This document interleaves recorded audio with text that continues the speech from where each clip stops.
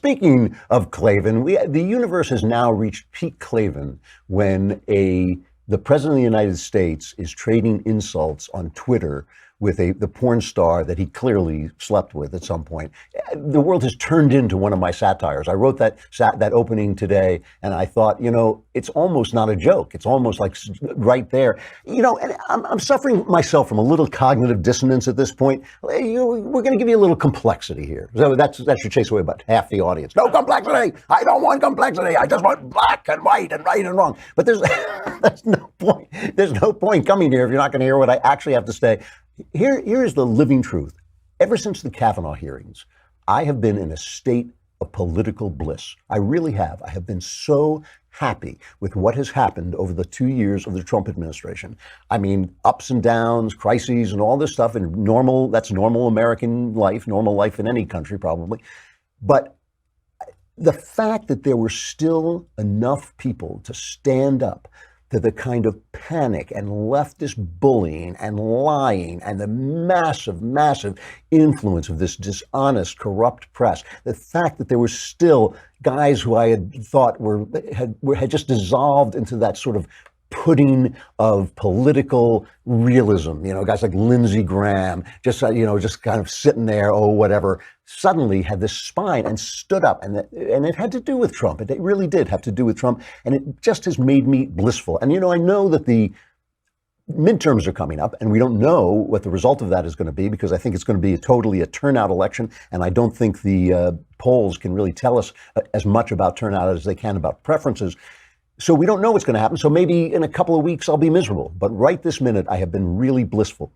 And it does make me laugh when Trump is calling this hooker.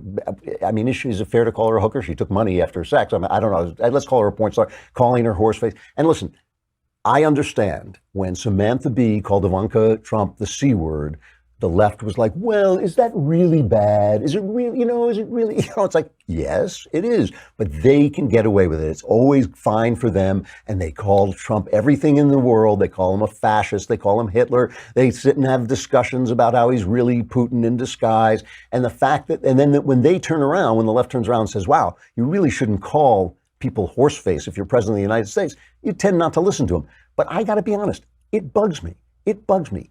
Trump has done a great job, and he has done a great job by being them. He has stooped to their level. He has done what people always said, what people on the right in comment sections have always said to me, no, you're too nice, you're too polite, you got to get rid of that, we got to fight the way they fight. And they were right. He broke through. He has broken through political correctness. He has broken their identity politics. They're running around like chickens with their heads cut off. If you guys show up, if the right shows up for these midterms, instead of just sitting around with a grim face on, pounding their fists and cherry picking between this Republican and not that Republican, if you show up and the GOP wins in the midterms, this will have been two of the greatest years for American governance that have existed in the modern world, really, since Reagan. These will be two fantastic years. They're already two fantastic years. So he's achieved a beautiful thing, and he's achieved it by being as bad as they are, and he's broken their horrible, identity politics.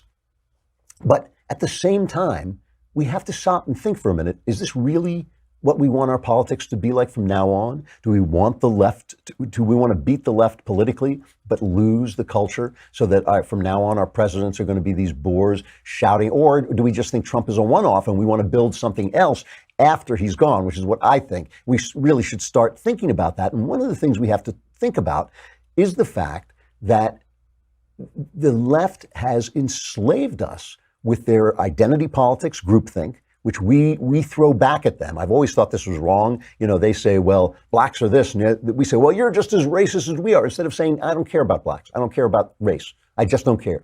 Every time you mention the word color, my eyes glaze over. I think it's stupid. I think it's stupid to rank people according to their color. I think it's sinful. I think it's ugly. I think it's stupid and mean. We're not going to do it. I don't care what you say. I don't care what your figures say. I don't care anything about what you say. I'm not going to listen. Instead, we throw it back in their face. Now, there was this recent poll that got covered a lot, and I covered it, that a full 80% believe that political correctness is a problem in our country. Young people don't like it. Nobody likes it.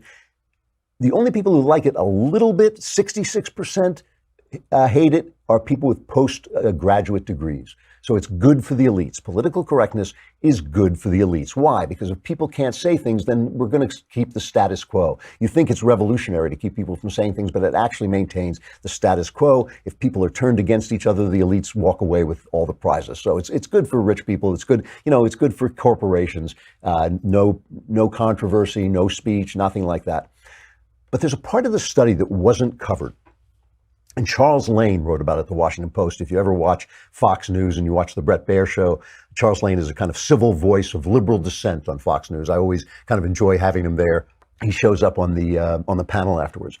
And he writes about the fact that in the same study, it shows that between 51 and 66% of Americans agree that there's a pressure to think a certain way about controversial topics, and that they are afraid to speak out. 68% report that it is acceptable for me, the person reporting, it is acceptable for me to express what I think about race or Islam only among people who are like me. They're afraid of saying it in public. On immigration, 73% feel that way. On gay, lesbian, and gender issues, the figure is 70%. 70% of Americans are afraid to say a man is a man, and when he puts on a skirt, he doesn't become a woman, or maybe I disapprove of homosexuality, which is a perfectly reasonable point of view to have. It's not a reasonable point of view to hate people, but it is a reasonable point of view that certain behaviors are wrong and certain behaviors are right. You can argue it. It should be debatable.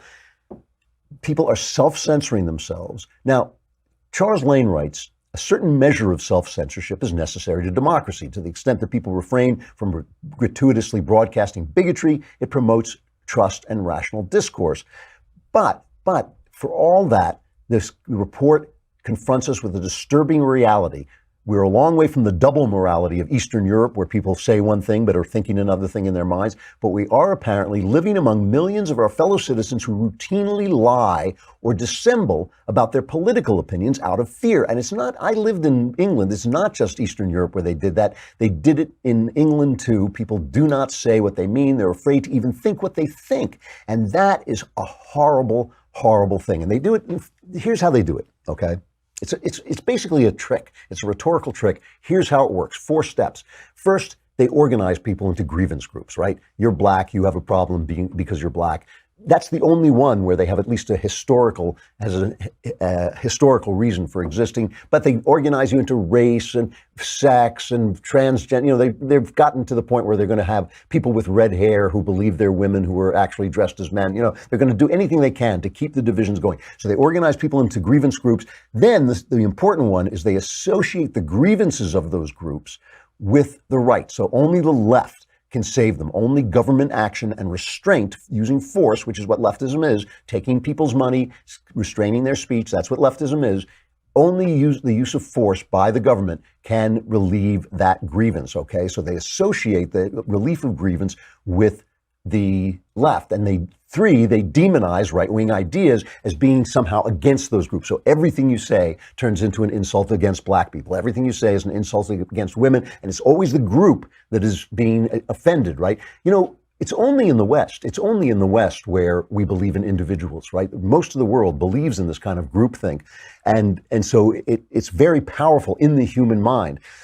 And number 4, you demonize anyone who steps out of the grievance group to speak his or her own mind. We saw that, his or her own mind. We saw that with Kanye West. He escaped from the identity plantation. They set the dogs after him, the dogs being CNN and NBC and ABC and the New York Times. They set him after, bring that guy back. So that's how you do it. You put people into groupthink, which is very natural to mankind. It's only in the West where we believe in individuals. And then you associate their grievances with the left. Everything the right says is an attack on them. And of course, anyone in the grievance group who dares to think independently also is crucified.